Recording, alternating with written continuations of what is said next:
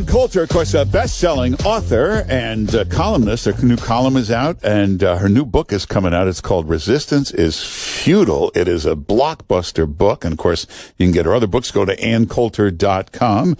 Ann Coulter, how you doing? Not out yet. Out August 21st. Well, I was watching Lou Dobbs last night. I saw the cover. It's a great-looking cover. Yes, it up. But people could pre-order it, right? Yes, they can, and it's good. Yeah, just pre-order on Amazon. For some reason, when you pre-order, you always get the book early. That's true. Resistance is Futile. Great book coming out. Here's the latest. It looks like in the White House, there's a move now to do an executive order. It looks like it'll come from the Homeland Security Secretary to do something about this, or they will demand a quick fix from Congress. But there may be an executive order today to get the kids out of those cages. What do you think? And put them where? There are only two options. We, the government, help illegal aliens commit their crimes, allow them to complete them, or the children need to be separated from any adults bringing them in. The whole point of this law was because Americans may be surprised by this, but in many parts of the world, not our own country, child sex slaves and human trafficking is a big business. We already know that 90% of these children on the border aren't related to the adults bringing them in. So, of course, you have to separate adults from the children. If you say any adult breaking into our country, as long as you got a child with you, we'll put you on a bus and send you wherever you want to go. You're just completing sex trafficking for them. You cannot do that. The way the law needs to be changed is to say we turn you away at the border. This was an idiotic, misbegotten law many years ago with the idea that in order to catch sex traffickers, we wouldn't turn an adult with a child away at the border. We'd make sure we'd bring, as long as they're not, this is for non-Mexicans, it's for Central Americans, we would separate them and then determine the case. But no, you don't get to, rob a bank, but you're holding a child, and therefore the cops are going to stand there and say, okay, we're going to let you finish. And then we're going to send you on your way because we're not going to separate you from the child you're holding. Yeah, every Democrat, Mayor de Blasio, Governor Cuomo, has a policy where if you're arrested and you've got a kid with you, they will take your kid. They will separate you and send the kid to a shelter. Every Democrat does that. I think the problem is they've been doing this open border thing for so long. These Democrats, these liberals, they convince themselves that this isn't a crime, that these aren't criminals breaking in. Well, they actually want to transform the country. And in this particular case, I mean, as I wrote in my column this week, which came out a day early, journalists know absolutely nothing about immigration. They refuse to learn. And if they just run around banning any words necessary to discuss illegal immigration, anchor baby, illegal alien, amnesty, sanctuary city, chain migration, anything having to do with immigration, they don't want Americans thinking about what they're doing to our country. This is a mass move by the America-hating left to destroy our country. And in this particular case, these asylum cases are always frauds. The first World Trade Center bomber, why was he in our country able to bomb the World Trade Center? Because he landed at JFK and claimed asylum.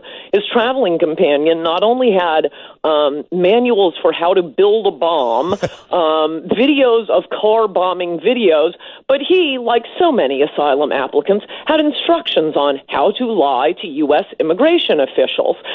Every time an asylee gets in the news, that woman who accused the IMF head, falsely accused him of rape a few years ago at the Sofitel Hotel in New York, once she makes the news, let's look at her asylum application. She claimed she had been, raped and tortured in some country. The whole thing was nonsense.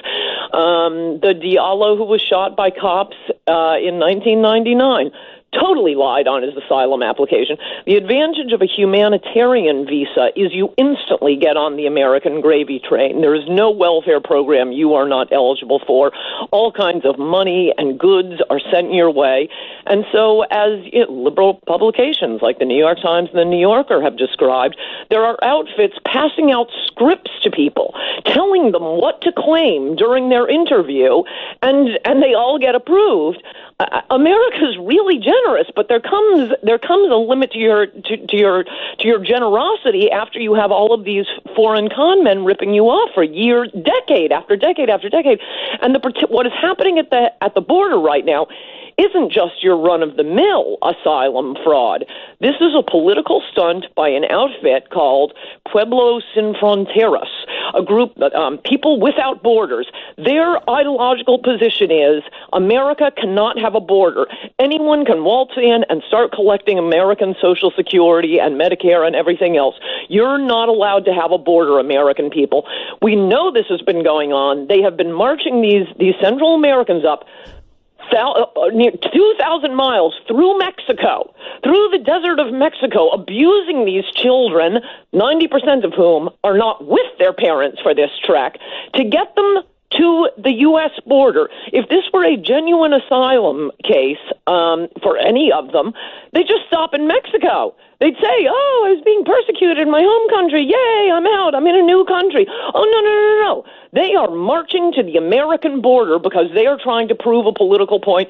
It's disgusting that liberals are using these wailing children. It's like a girlfriend who cries whenever she doesn't get her way, so she always gets her way. Just show us the crying children. Fine, we'll give up all our laws. Take our country.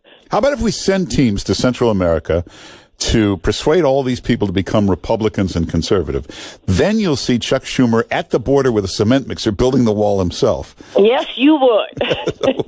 Yes, you would. That's going to be the last we're going to hear about crying children. And of course, the crying children and parents we never hear about are the ones whose children or siblings have been killed by illegal aliens. Oh, you will never ever hear about them unless you're reading Breitbart or the Drudge Report. They won't be interviewed on CNN or MSNBC. You won't have Rachel Maddow tearing up over Marianne Mendoza.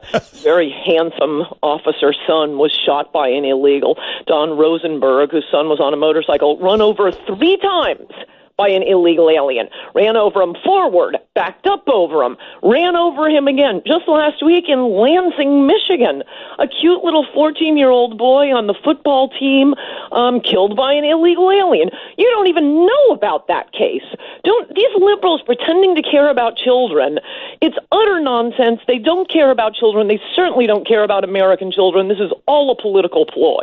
Well, but do you think one reason this story got nonstop coverage for the last 2 days is to keep everybody's eyes off the IG report and the hearings that have been taking place in Congress? It came out that 2 more FBI guys were totally corrupt, trying to hurt Trump, and that they somehow ended up on the Mueller team? Yes. I mean, that isn't the main point. The main point, keep your eye on the ball, is destroy America. These are leftists like Bernadine Dorn and Bill Ayers. They just hate America, and they want to destroy it. They used to do it by aligning themselves with the Soviet Union, and now they do it from within by just dragging in the third world and demanding we have no borders. Turn America into Mexico. It'll be much more amenable to them. They used to want to turn us into the Soviet Union.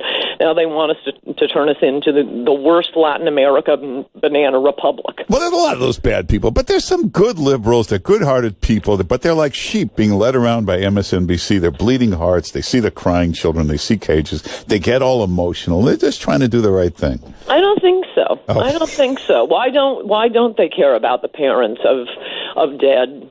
Well, because they watch MSNBC and they never see that. You can't be completely unaware that, the heroin epidemic alone is killing what we're up to about 60,000 a year.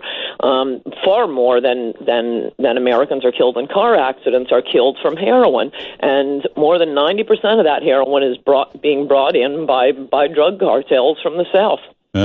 Well, I hate to say we're out of time, but Ann Coulter's new book, it's a blockbuster. It's coming out. It's called Resistance is Futile. If we go to Amazon, you can see the cover, right?